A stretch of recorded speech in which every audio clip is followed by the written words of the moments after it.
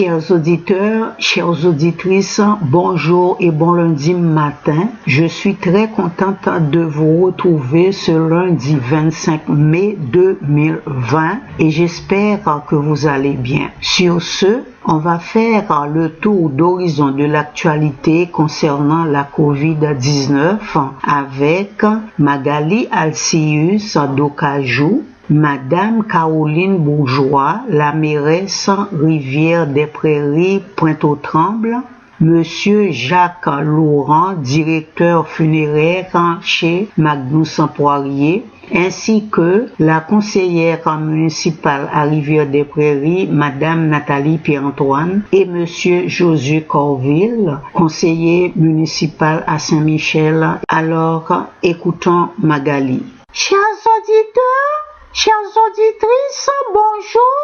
Je m'appelle Magali Alcius d'Ocajou. Permettez-moi de faire un rappel. Alors, pour vaincre le coronavirus, il faut respecter les règlements de la santé publique, suivre les consignes sanitaires, respecter la distanciation de 2 mètres. Il faut se laver les mains, porter le masque, porter de gants, limiter les déplacements pour combattre la COVID-19. C'est ce que j'aimerais partager avec vous. Merci de votre écoute. À la prochaine, Dieu voulant.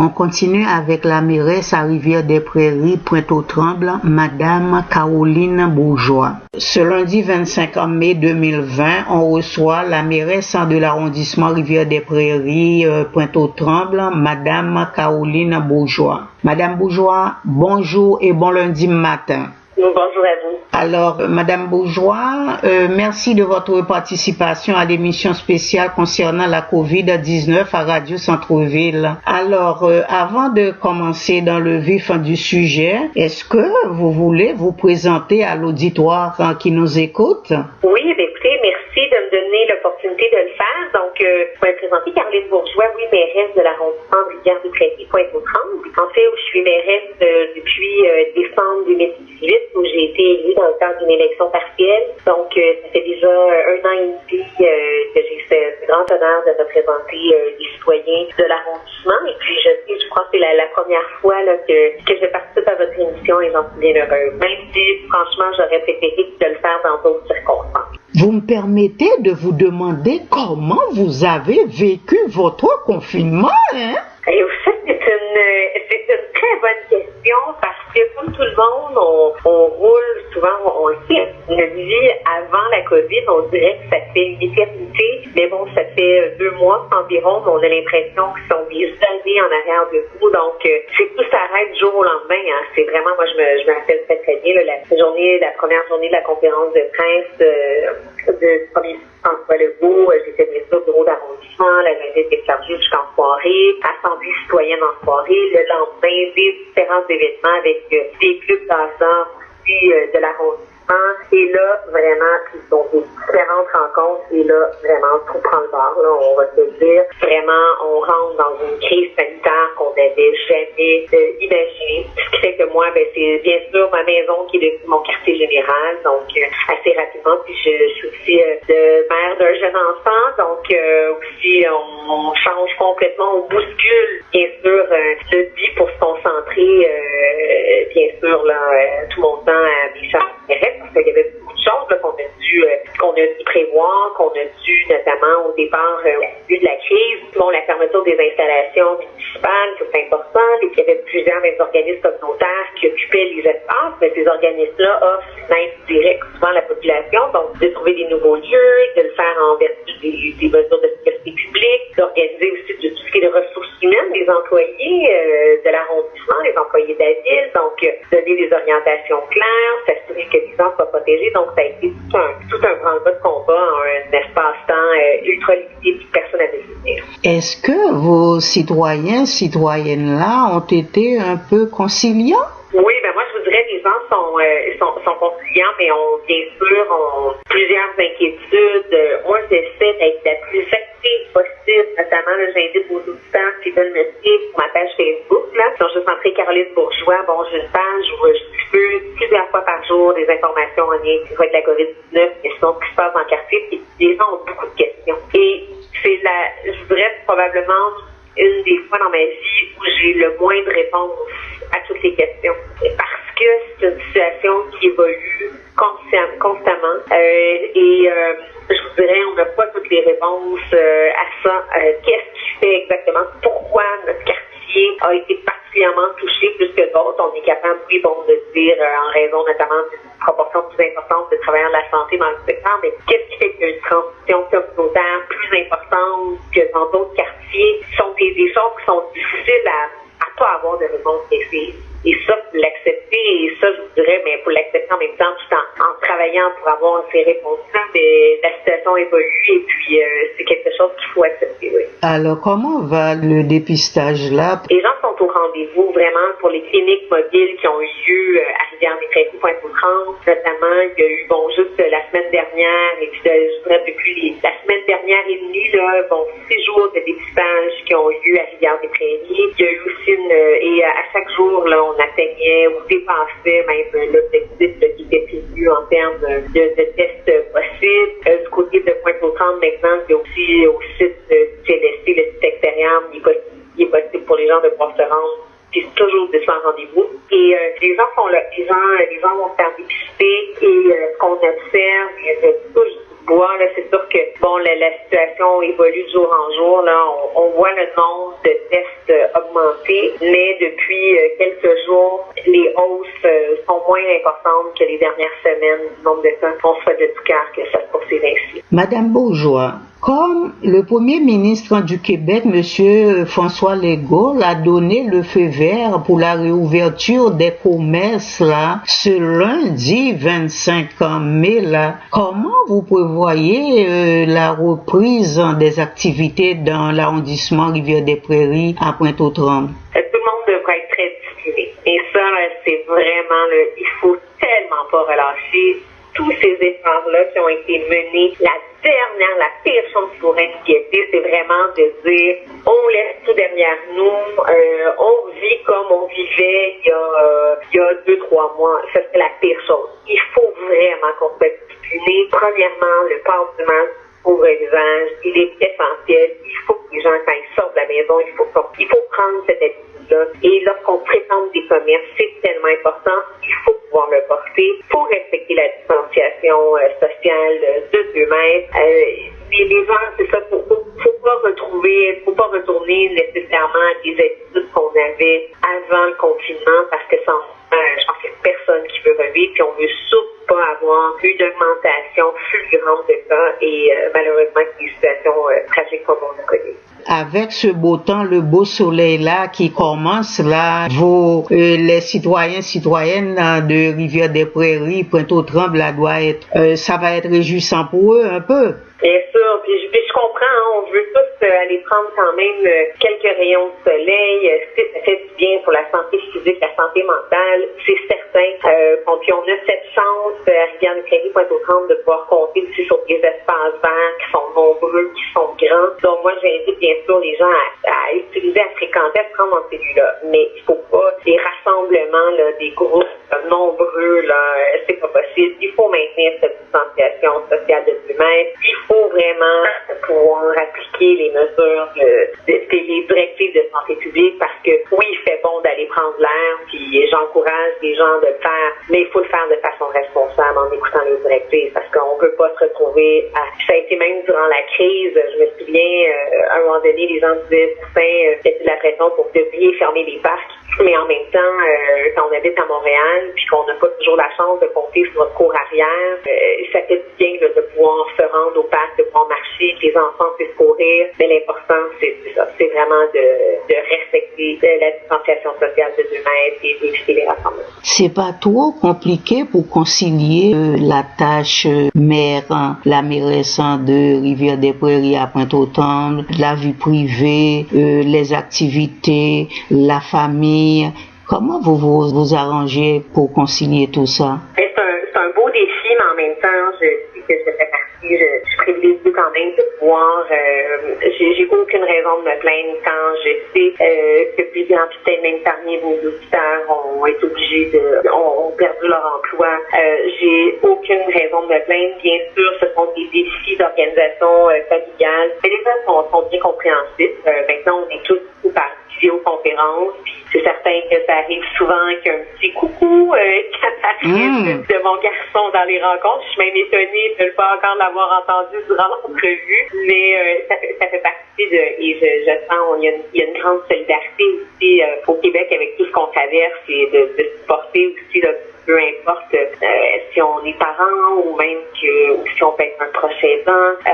Donc, c'est vraiment, ce sont des situations personne n'aurait pu imaginer, mais c'est une question d'adaptation et d'organisation. Est-ce que c'est votre première participation à Radio Centre-Ville? J'ai eu l'occasion de parler à quelques-uns de vos collègues, mais ça, c'est ma troisième participation déjà à Radio Centre-Ville, ma deuxième. Mais écoutez, moi, j'espère en tout cas que ça ne sera pas, que ce ne soit pas la dernière. Ça, vraiment. Ça, c'est vrai. L'occasion de nous reparler. Tout à fait, parce que nous, là, si vous voulez bien, on va être toujours en contact pour pouvoir informer la communauté montréalaise en général, quoi. Ça me fera plaisir. Oh.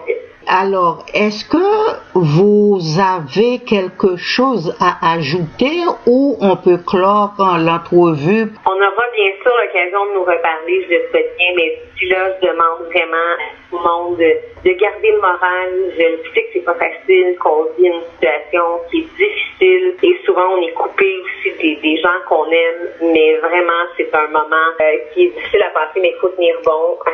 Je suis optimiste quant à la suite des choses qu'on pourra se retrouver, mais d'ici là vraiment de prendre soin de soi. On vit une crise qu'on n'aurait pas pu imaginer, mais moi ce que j'ai envie de dire, c'est tenir bon, de garder même si c'est pas toujours facile parce qu'on est souvent coupé des êtres que l'on aime, mais on va les retrouver. Et d'ici là, ce qui est important, c'est vraiment de prendre soin de soi pour la sécurité, pour notre propre sécurité, mais surtout aussi la sécurité des autres. Donc, des bons jours arriveront, mais là, il faut tenir le coup et garder le moral. Est-ce que vous avez le dernier bilan là dans nos CHSLD, à l'hôpital, etc. Est-ce que vous pouvez nous donner cette information-là? Je vous dirais, c'est sûr que c'est un bilan qui évolue à tous les jours. En date du 19 mai, à Rivière-des-Prairies, Pointe-aux-Trembles, on parle de 1755 cas qui ont été répertoriés dans l'arrondissement, dont je vous dirais environ près de 30% des cas qui proviennent de travailleurs dans le milieu de la santé, ce qui nous donne quand même là, une idée. Puis en ce qui est en milieu fermé, là, donc en résidence de personnes âgées, en CHSLD, en milieu hospitalier, on parle de 110 décès qui ont été enregistrés pour l'arrondissement. Et ça, c'était en date du 19 mai dernier. Alors, Madame Caroline Bourgeois, c'est votre émission. Dès que vous avez une information pertinente à partager à la communauté, vous n'avez qu'à nous appeler et on partage l'information avec la communauté montréalaise en général. Mais ça me fera vraiment plaisir et ça a été une très belle rencontre avec vous. Merci de m'avoir invité. Alors, bon succès. Merci à vous. Prenez soin de vous. Pareillement. Merci. Bye. Merci. Au revoir.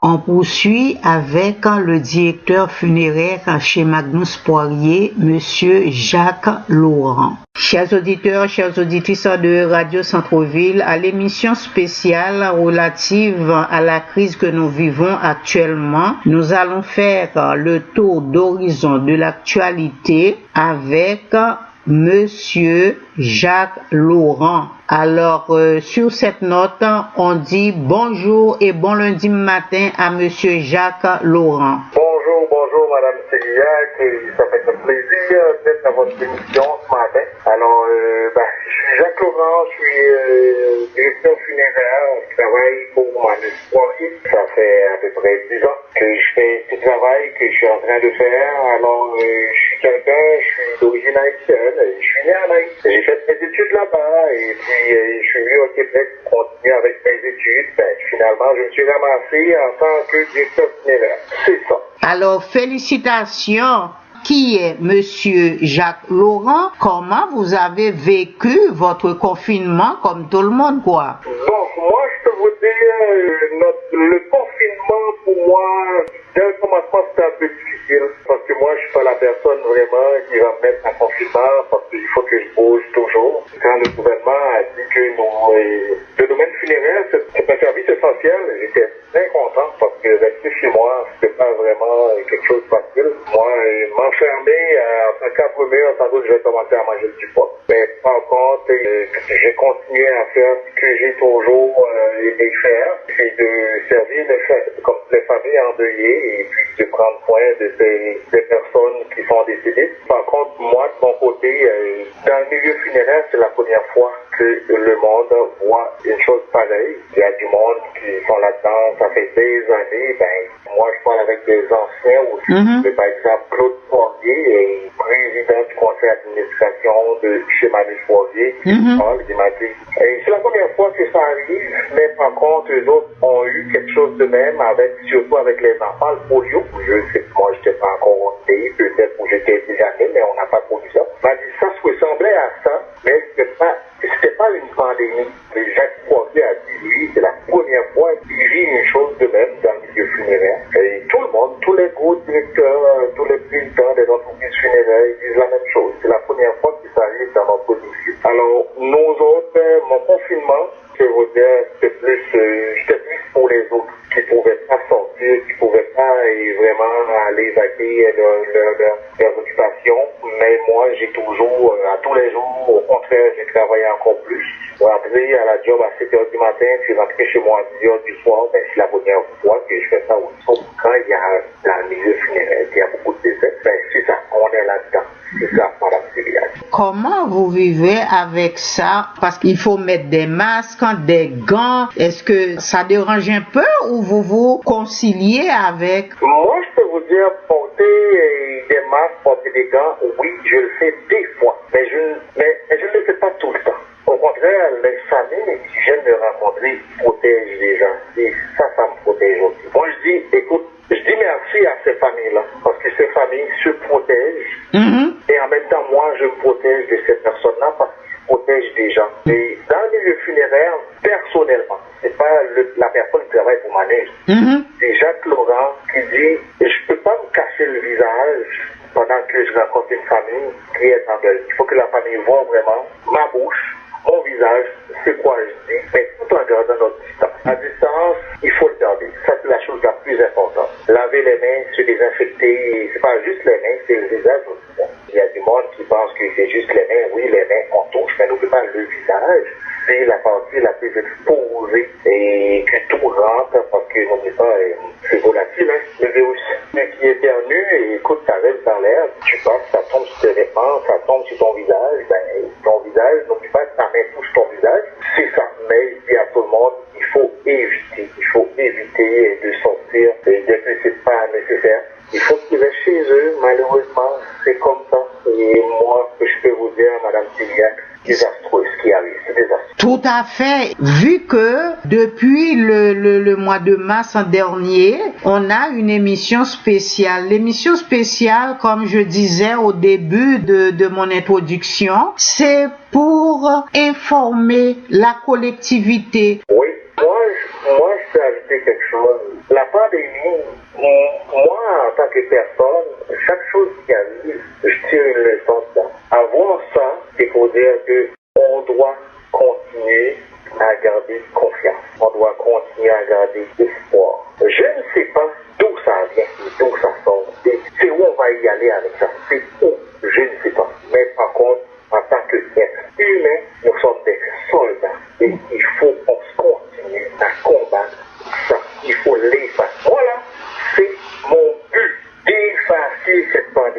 dépasser.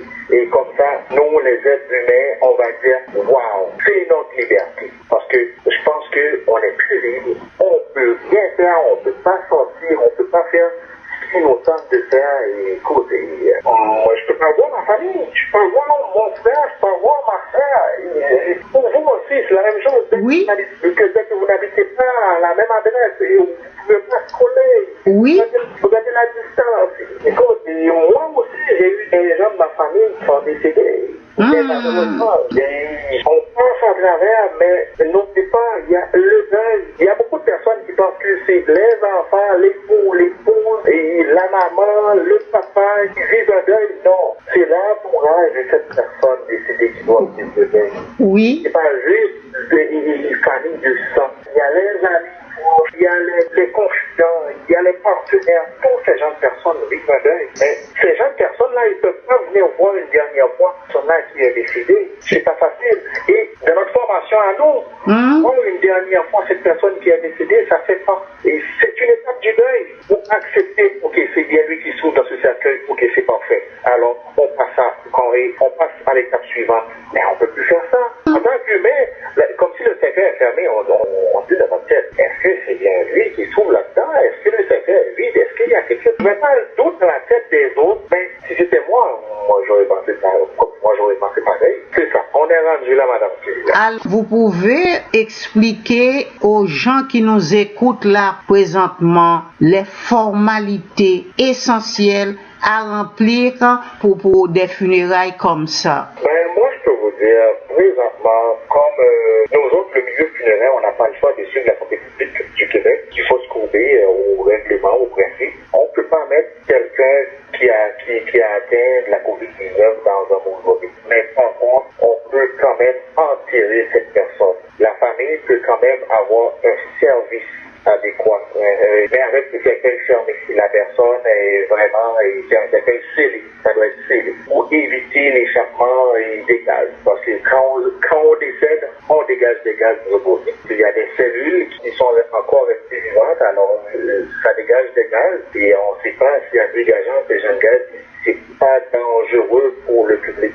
C'est pour ça et on ne peut pas embaumer quelqu'un qui a atteint de la COVID-19, on l'embaume pas. C'est pour ça on le met dans un contenant scellé et à l'intérieur du cercueil. Mais on peut quand même faire une visite, une courte visite avec le cercueil et par la suite faire la cérémonie. On sait bien les églises sont fermées ces jours-ci. On a des chapelles un peu partout dans nos complexes et c'est ça. La famille peut venir avec leur pasteur ou bien un prêtre pour faire le service et par la suite aller au cimetière. Oui, on peut enterrer la personne. Oui, on peut avoir une visite. Mais pour éviter les rassemblements, c'est une visite à tout est comme si tout est compté. C'est souvent c'est la famille proche, la famille immédiate qui va. Pour les arrangements funéraires, comment ça se fait? Comment ça se passe? Ça se fait comme d'habitude, comme on le fait. Et on rencontre la famille, ou bien on le fait par téléphone, ou bien on le fait par courriel avec des photos, on envoie toutes les options aux familles pour que les familles puissent faire un choix. Et si la famille ne peut pas se déplacer, on envoie des photos de cercle, on envoie des photos d'urne. On prend du temps avec les gens au téléphone et il y a beaucoup d'échanges de courriel. Ou si quelqu'un peut se déplacer, on va se protéger. Si la personne a été en contact avec le défunt qui a atteint la COVID-19, là on n'a pas le choix, il faut se protéger pour pouvoir faire la rencontre avec la famille. Moi, je peux vous dire, Madame Sénéa, que j'actue avec les gens. Et oui, on change un service de procédure et sécurité. Mais par contre, ce que j'ai remarqué, les contrats funéraires sont moins dispendieux qu'avant. Ouais. Pourquoi? Parce que maintenant, les gens, on n'utilise pas le service d'embauchement de laboratoire. S'il y a une maison funéraire qui vous change service de laboratoire pendant que la personne a atteint la COVID, excusez-moi l'expression, c'est de l'arnaque. On ne peut pas. Par contre, je sais que Manage Sporty, nous autres, on dit les vraies choses aux gens. Je ne fais pas de la publicité au panel, d'ailleurs. Il faut dire la vérité. Mais on change une procédure et sécurité pour la préparation de ces personnes-là. Les personnes ne sont pas embaumées. C'est pour ça que je dis toujours aux gens, on ne va pas vous changer les frais de laboratoire. Mais par contre, ça remplace les frais de procédure et sécurité. Et on ne donne plus le service de limousine parce que ça ne respecte pas la distanciation. Et la distance de 2 mètres, ça ne respecte pas. On ne donne pas ça. Ça veut dire que quelqu'un qui voulait prendre 2-3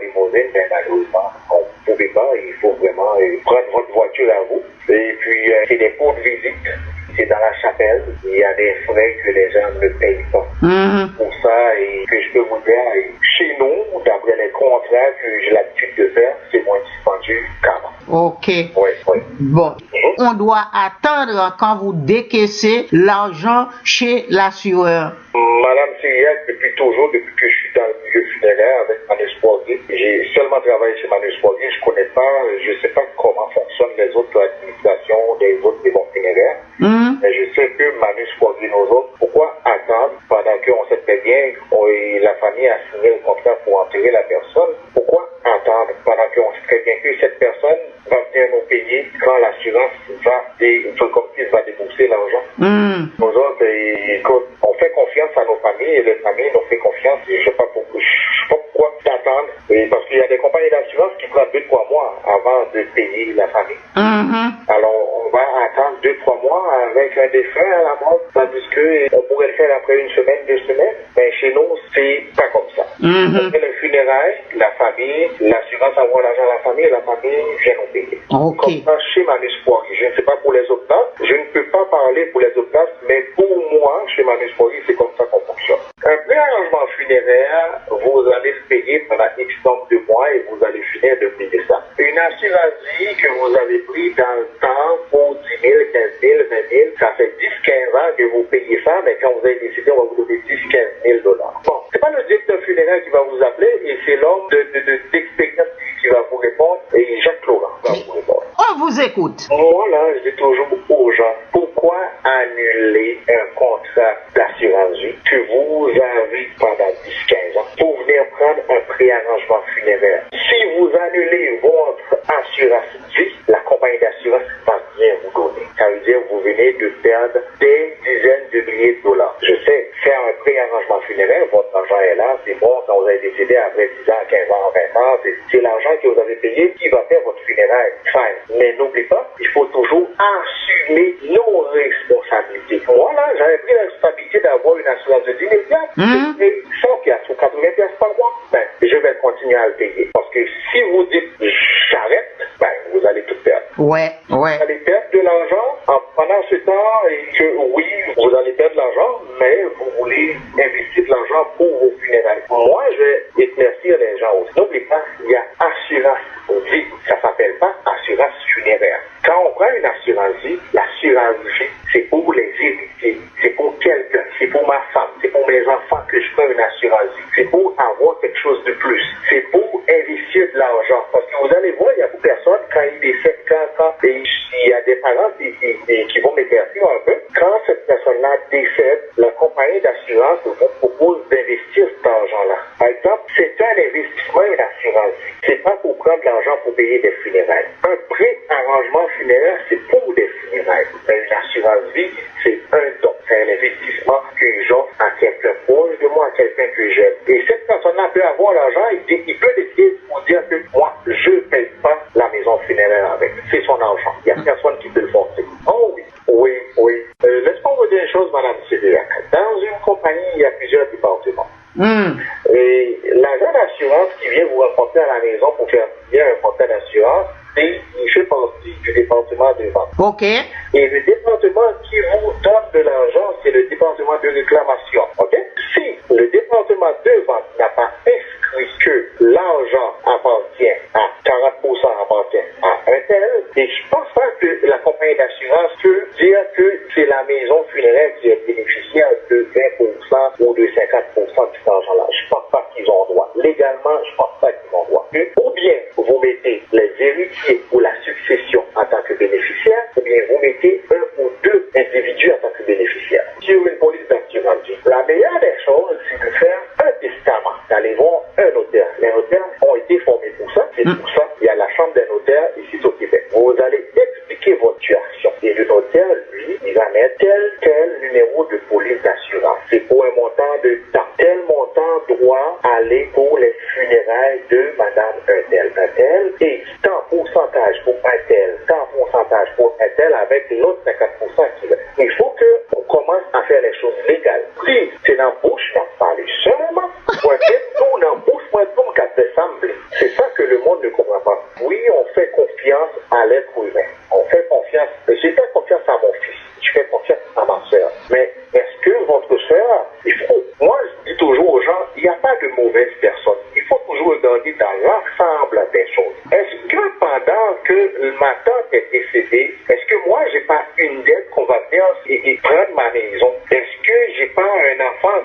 l'envoyer dans un autre pays pour aller prendre un vaccin pour sauver sa vie. Est-ce que ma femme, il faut regarder dans l'ensemble des choses. J'ai de l'argent qui tombe, j'ai 20 000, j'ai 40 000. Au contraire, cet argent-là va m'aider à poursuivre mes études, à payer ci, à payer ça. Mais pensez-vous que c'est funérailles qui va m'intéresser? Alors, on va faire une courte pause musicale et on revient avec notre invité, Monsieur Jacques Laurent.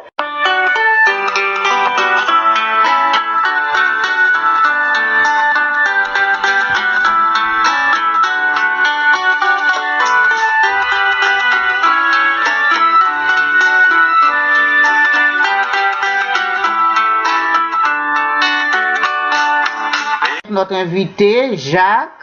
Laurent, Madame Syriac, le conseil, je vais le donner à Créole. Je ne sais pas si la radio va me permettre de lancer, de donner ces conseils-là à Créole. Moi-même, moi, c'est haïtien. Moi, toujours servi communauté haïtienne. Là, ça fait 10 ans de cela. Nous avons un gros problème dans la caille, nous n'avons pas voulu parler. Parents n'ont pas voulu expliquer petit monde les vraies choses. Et c'est pour ça, nous rendons compte qu'il y a un pile petit monde qui par contre rien. Le, il y a un décès de la famille. Le maman mourit, le papa mourit.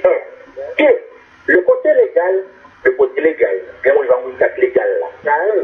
C'est le, on prend une décision et puis au ciel devant un notaire.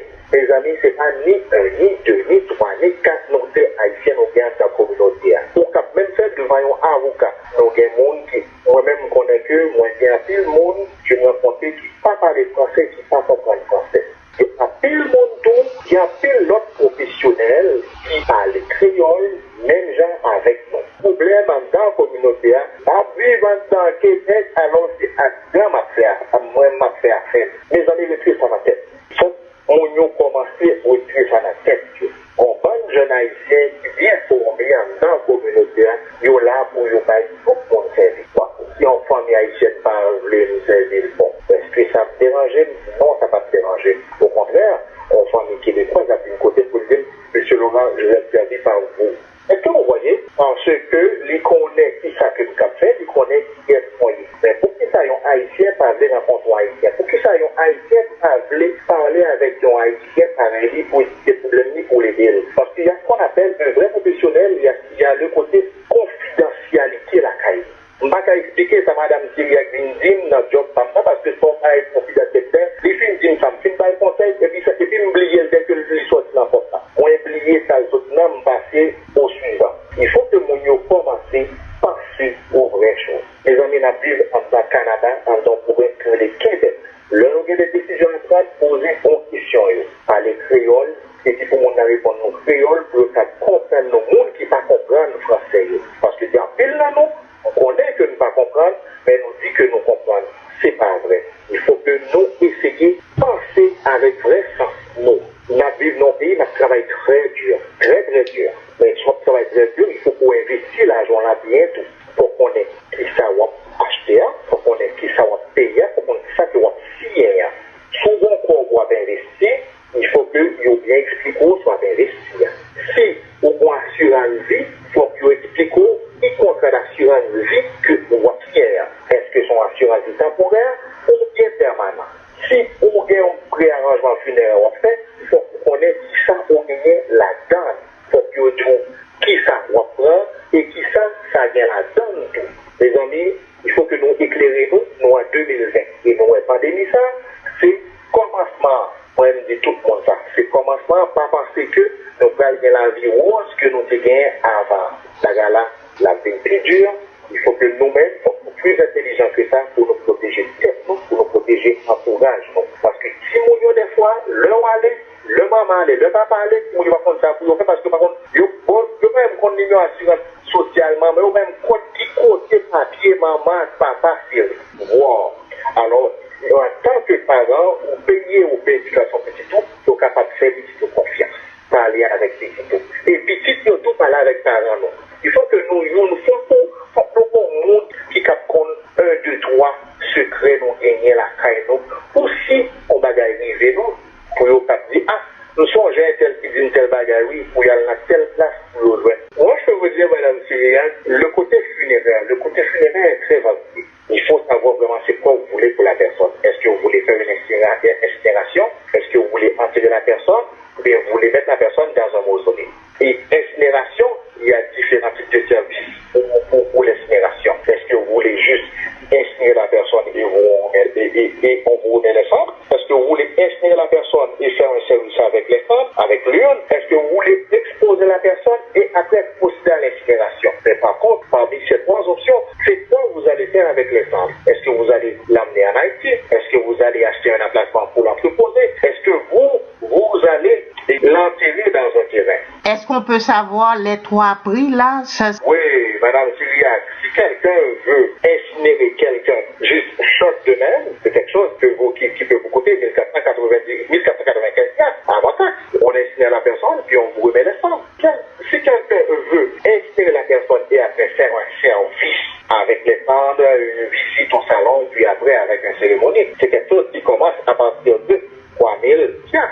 Si quelqu'un veut exposer le corps de la personne et après procéder à l'incinération, ça c'est un service qui commence à partir de 4500 piastres.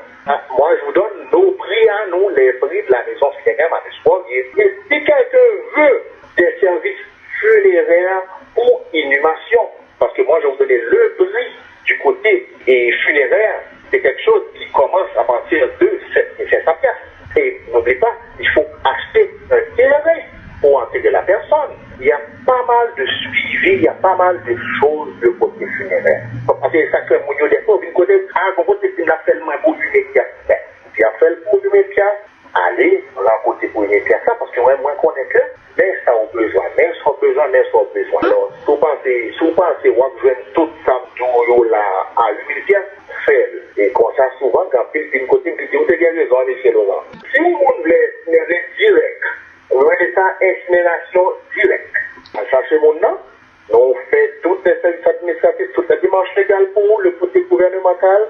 Donc, vous déposez mon nom en contenant de crémation, on procède à l'incinération, et après, on remet les cendres dans la famille. Et le prix? 1495 $, ça commence chez nous. Ça commence à ça. Deuxième option.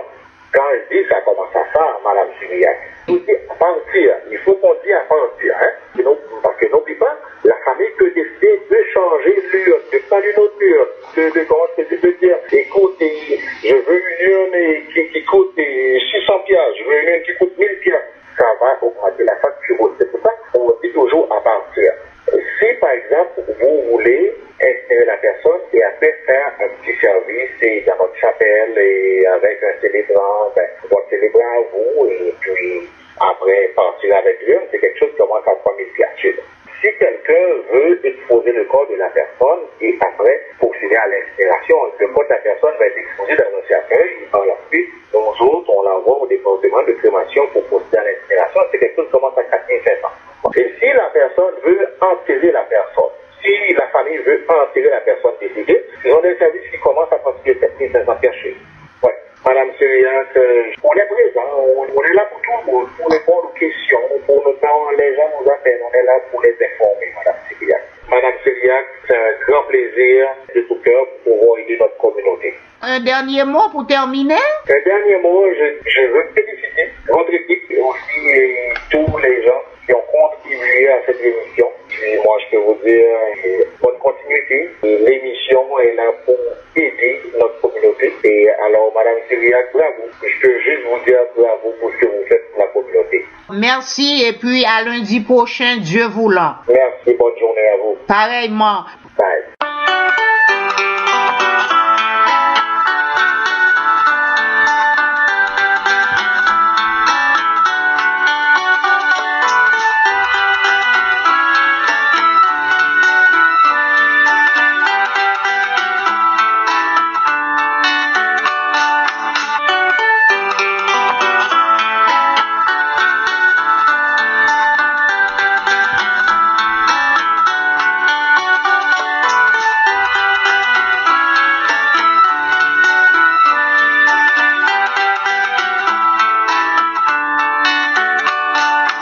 On continue avec la conseillère municipale à Rivière-des-Prairies, Madame Nathalie Pierre-Antoine et Monsieur Josué Corville, conseiller à Saint-Michel. Alors bonjour Marie-Claude. Claudette. Bonjour à tous les auditeurs et auditrices, et particulièrement ceux de Rivière-des-Prairies. Et bien sûr, une chaleureuse salutation à mon collègue Josué qui est aussi sur la ligne. Alors, vous savez, plus de 2 mois, nous sommes dans cette crise sanitaire sans précédent. Et c'est sûr que c'est un dossier qui est en évolution. Donc, comme les auditeurs et les auditrices ont pu le voir, dans la dernière semaine, il y a eu des mesures de relâchement, de retour tranquillement à la normale qui ont été données par le gouvernement. Donc, ce qui fait en sorte que nous aussi, au niveau municipal, tranquillement, on est en train de reprendre nos activités. Notamment le bureau du permis, les gens peuvent faire affaire. Alors moi, c'est sûr que je vais demander aux gens qui sont de Rivière-des-Prairies de consulter le site de l'arrondissement pour avoir vraiment le détail des reprises graduelles des activités ou le 311. Mais parce que effectivement le bureau d'accès Montréal est toujours disponible. Donc en consultant le 311, ils sauront exactement les reprises qui sont en cours, donc notamment, comme je dirais, le bureau des permis. Pourquoi? Parce que les constructions reprennent graduellement. Donc les gens qui avaient des maisons qui étaient en construction, qui devaient être construites d'ici la fin de l'été, d'ici le 31 juillet notamment, il faut bien que le bureau de permis soit là pour répondre aux demandes. Les jardins communautaires aussi reprennent tranquillement, et tout ça c'est bien sûr en respectant la distanciation du 2 mètres. On sait aussi que les camps de jour vont reprendre aussi, et il y a des consignes claires au niveau de la santé publique, ce qui va faire en sorte que ce n'est malheureusement pas tous les enfants que les camps de jour pourront accueillir à cause de cette contrainte-là. Mais moi, ce que j'invite les auditeurs du CRIS de faire, c'est de vraiment contacter le 311, et puis le 311 leur mettra en contact avec l'organisme qui s'occupe des camps de jour de leur arrondissement. Et il y a bien sûr tout le volet aussi de la crise en termes d'action précise. Donc à Rivière-des-Prairies, il y a une brigade qui Rivière-des-Prairies et Pointe-aux-Trembles qui sillonne les rues pour pouvoir rappeler aux gens les consignes de distanciation du 2 mètres, le lavage des mains, le 20 secondes de lavage avec du savon, et surtout le port du couvre-visage ou du masque, surtout lorsqu'on ne peut pas garder ce 2 mètres-là. Quand on est dans les lieux publics comme les commerces, le transport collectif, alors l'importance du masque et du couvre-visage. Donc ça aussi, ce sont des messages qui sont marqués par les brigades que nous avons pour Rivière-des-Prairies, Pointe-aux-Trembles. Nous avons une distribution de masques qui continue de se faire. C'est sûr que la clientèle vulnérable à risque symptomatique est celle qui est priorisée. Les gens des HLM aussi, les quartiers les plus pauvres, mais aussi à l'intérieur de la brigade, c'est-à-dire le circuit que la brigade emprunte lorsqu'ils font une diffusion plus ciblée, notamment dans les stationnements des épiceries, etc.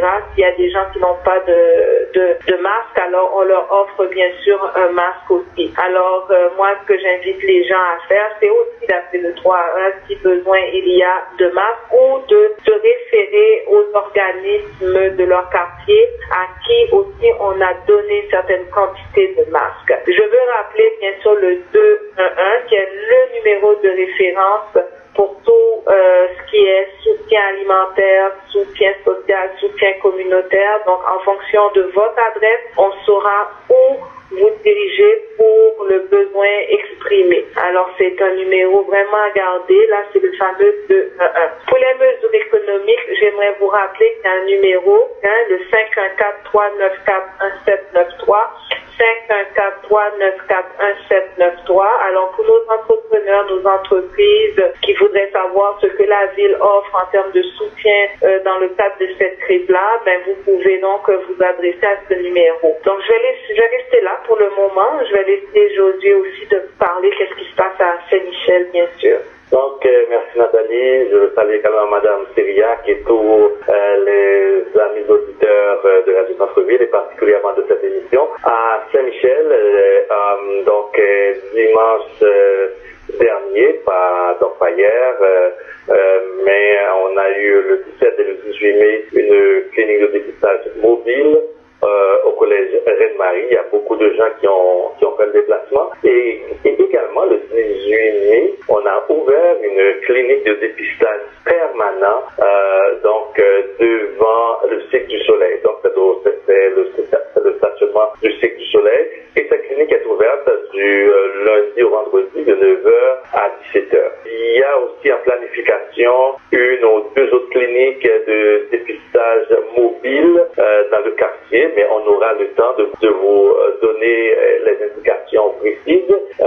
Également, en fin de semaine dernier, disons vendredi et samedi, le 22 et le 23, on a une autre distribution de plantes et de fleurs à Saint-Michel. Donc, c'était à l'Atoyu, au stationnement de l'Atoyu, en respectant les mesures de distanciation sociale. On a distribué des plantes et des fleurs à des citoyens qui avaient réservé. Également, je veux également souligner une initiative extraordinaire et qui, à mon avis, est très intéressante. C'est la Fondation des médecins canado-haïtiens, FMCH, l'Association médicale haïtienne, le ralliement des infirmières et auxiliaires haïtiens qui forment le groupe FAR.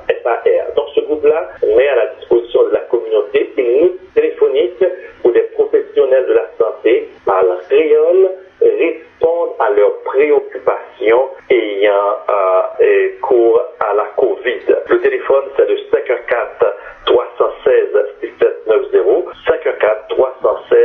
514-316-6790. Donc, si vous voulez avoir des informations dans notre langue, la langue créole, vous pouvez appeler le phare au 514-316-6790. On continue avec la distribution des masques dans le quartier Saint-Michel. Il va y avoir des masques qui vont être distribués par le CTMU. Il va y avoir des masques pour nos HLM. Et il va y avoir d'autres distributions que plusieurs organismes du milieu font. Donc c'est pourquoi j'invite aux gens, lorsqu'ils sortent, surtout lorsqu'ils utilisent le transport public ou quand c'est un peu difficile de respecter les 2 mètres, de porter un masque, un couvre-visage. Le fameux 2 mètres, c'est non négociable et il faut se laver les mains avec de l'eau et du savon. Et n'oubliez pas, vous ne sortez que pour des besoins essentiels, l'épicerie, la pharmacie et aussi pour aller prendre de l'air. Donc, comme vous voyez, aujourd'hui, le 25, on commence à déconfiner un peu à Montréal avec les commerces, mais j'invite tous les citoyens quand même à être précautionneux. La pandémie n'est pas encore terminée, donc de faire attention, de respecter les directives de la santé. Pour ma part, en termes de dépistage, ce que je dois vous dire, c'est qu'à Rivière-des-Prairies, effectivement, on a eu plusieurs cliniques de dépistage.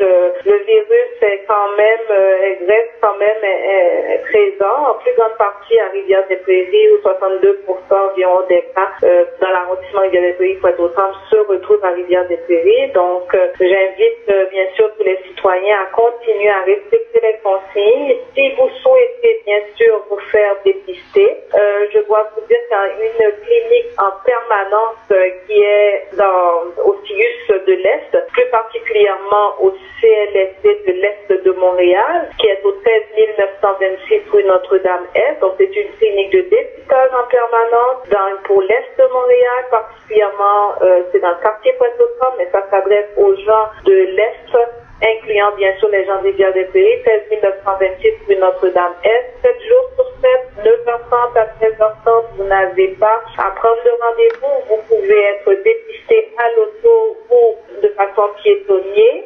Ce que vous avez besoin bien sûr, c'est votre carte d'assurance maladie, mais si vous ne l'avez pas, juste une pièce d'identité va faire l'affaire. Donc, les personnes symptomatiques sont priorisées, mais même les gens asymptomatiques qui auraient été en contact possible avec quelqu'un qui a la COVID pourraient aussi se faire dépister. Vous savez que la clé du déconfinement, c'est bien sûr le dépistage permettant aussi de mieux comprendre les facteurs de risque de la propagation de la maladie. Donc, bien sûr, c'est un rendez-vous, là, autant à Rivière-des-Prairies qu'à Saint-Michel ou ailleurs aussi, lorsque des cliniques de dépistage sont déployées, de passer le mot et de dire aux gens, premièrement symptomatiques ou ceux qui sont asymptomatiques en contact avec des gens qui ont le COVID, d'aller se faire dépister. C'est un simple test, c'est pas trop compliqué.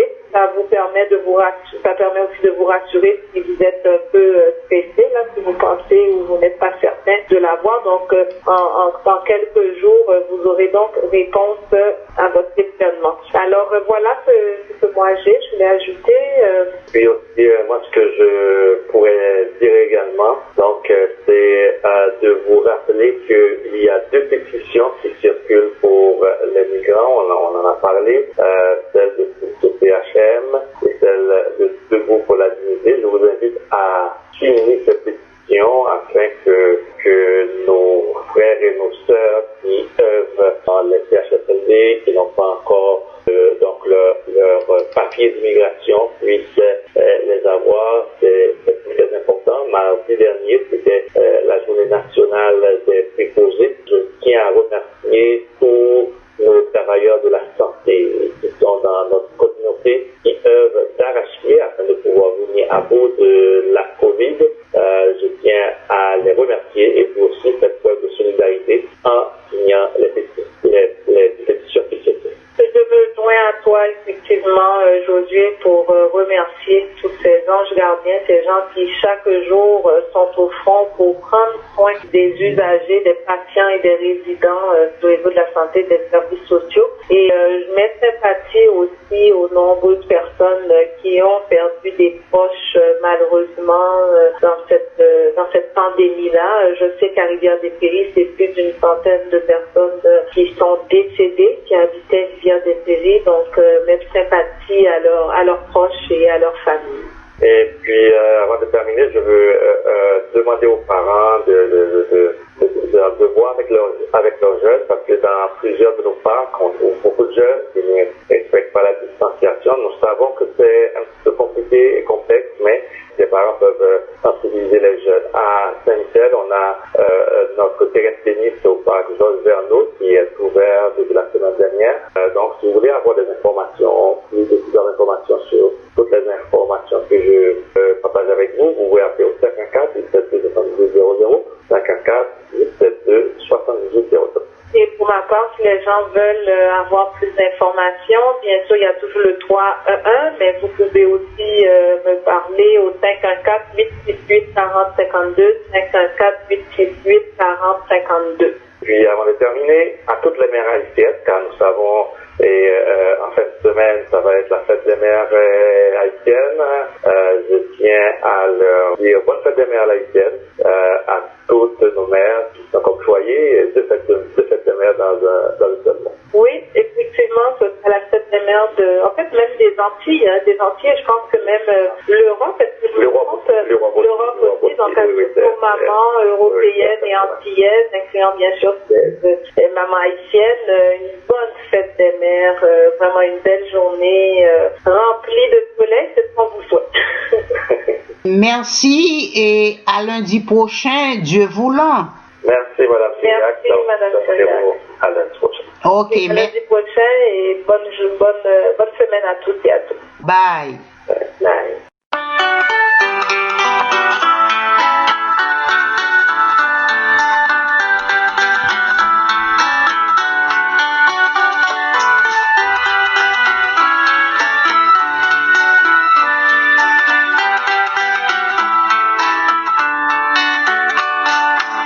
Rappelons que pour vaincre la COVID-19, il faut suivre les consignes sanitaires, respecter les règlements de la santé publique, limiter les déplacements, respecter la distanciation de 2 mètres.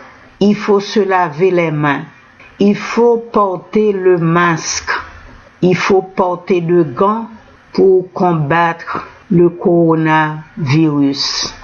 Chers auditeurs, chères auditrices de Radio Centre-Ville, c'est ainsi que se termine notre émission spéciale. Nous remercions nos invités, nos chroniqueurs, chroniqueuses, nos bénévoles, nos supporters, nos sympathisants et tous ceux et celles qui ont collaboré, qui de près ou de loin à l'émission. Un grand merci. On se retrouve lundi prochain, Dieu voulant. Mais restez branchés pour la suite de la programmation sur 102.3 FM Radio Centre-Ville. Votre serviteur, Marie-Claudette Syriac.